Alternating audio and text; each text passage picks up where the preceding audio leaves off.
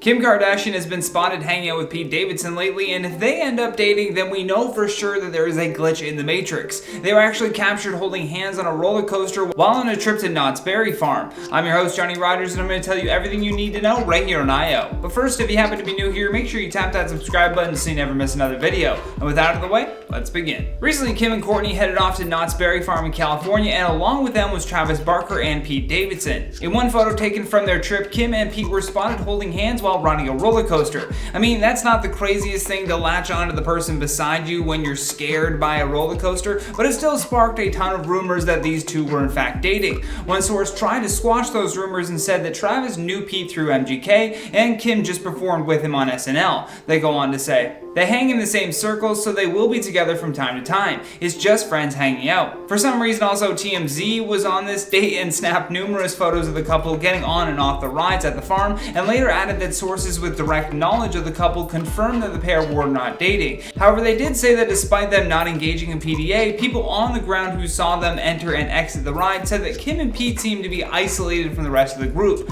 Again, that could be just people reading into things more than anything else, but one thing's for sure, that lady who also got captured screaming on the roller coaster with them will forever be immortalized in that photo. According to People magazine, one of their insiders said that while yes, they are friends, there is some chemistry between them.